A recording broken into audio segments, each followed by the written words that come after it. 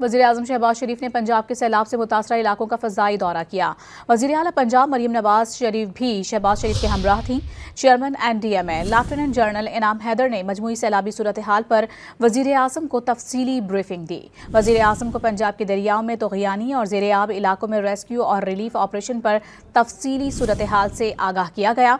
वज़ीर-ए-आज़म मोहम्मद शहबाज शरीफ ने सैलाबज़दा इलाकों का फ़ज़ाई जायज़ा लेते हुए सैलाबी सूरत हाल से बचाव और रिलीफ ऑपरेशन में तमाम ज़रूरी इक़दामात करने की हिदायत जारी की।